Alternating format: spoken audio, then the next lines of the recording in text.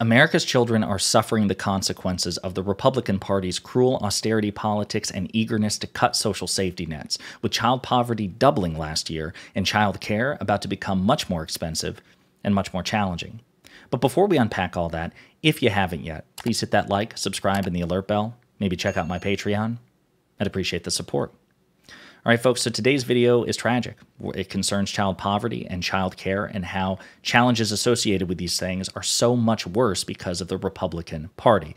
We've got a couple of clips we got to play and a couple of articles to refer to. Let's first refer to child poverty because it's the most jarring statistic. It more than doubled last year in 2022. It went from about 5% to 12%. So in 2021, President Biden and the Democrats passed the American Rescue Plan, and in that bill, or in that legislation, was a provision which expanded a child tax credit. It essentially paid American families $300 per child, or up to $300 per child. It cut child poverty in half for 2021. It was extraordinary. It benefited not only Democratic states, blue states, and Democratic families, but also red states, conservative families, Republican families. It was a resounding success in all 50 states.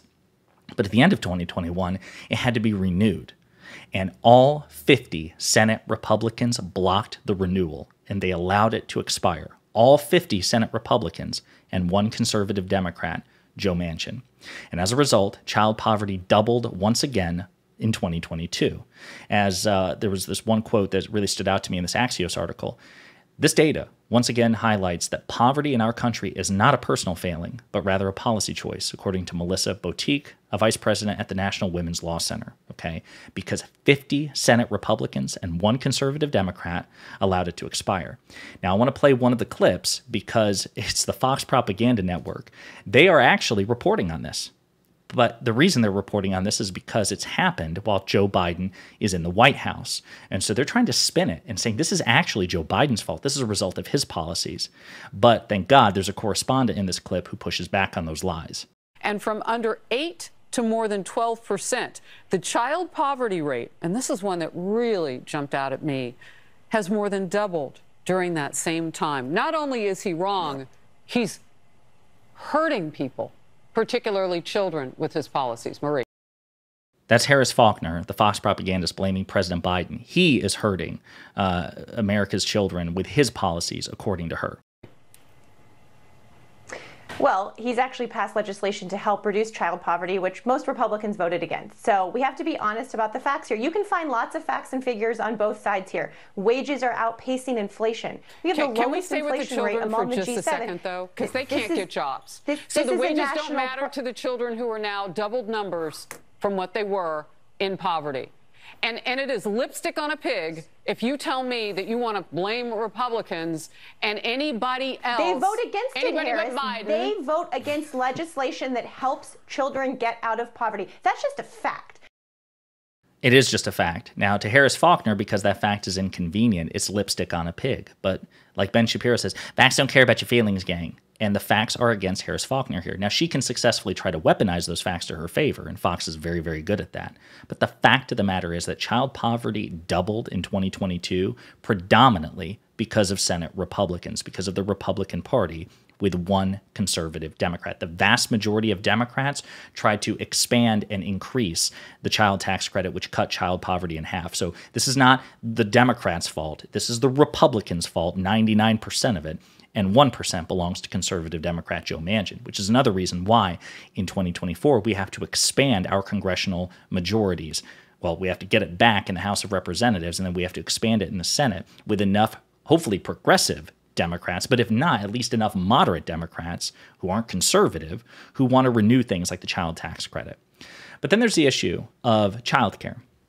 So the Washington Post has a very sobering article about this. Childcare is about to get more expensive as federal funds dry up.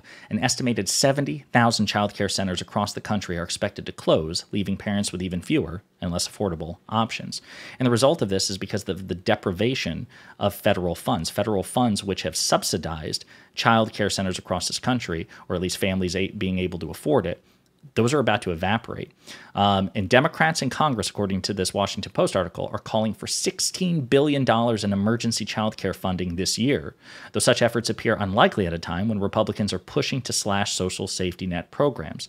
And then, of course, it references the fact that we're heading towards a government shutdown, again, because of the Republican Party's brinksmanship. Now, again, this is a uniquely Republican problem that will have spillover effect and hurt not just blue states and families in blue states, Democratic families, progressive families, but it's going to hurt families in red states. It's going to hurt families in who are conservative and Republican.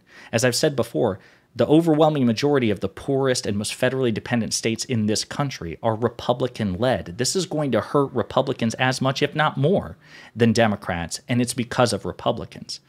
And as a reminder, while all this is going on, the Republican Party is wanting to increase, wanting to renew Donald Trump's 2017 tax cuts for the uber rich.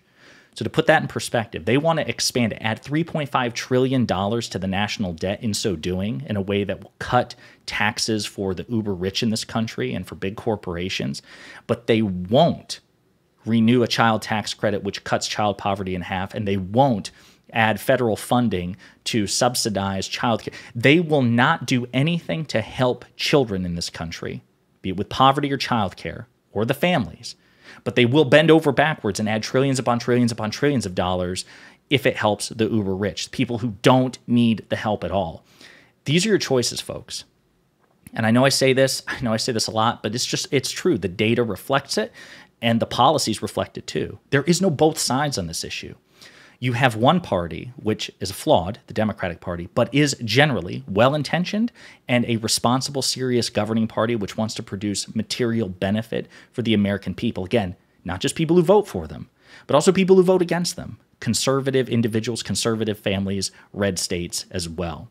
And then you have a Republican Party. You have the alternative, a Republican Party which not only doesn't care about helping the constituents of the opposition, which would be bad enough, they don't care about helping their own constituents, except for a very small percentage, the uber rich. The contrast could not be clearer. The Democratic Party is morally, ethically superior to the Republican Party, and their policies and platform are better for the American people, including conservative voters. So with that in mind, I urge you, for your own sake, conservative voters, vote blue in 2024.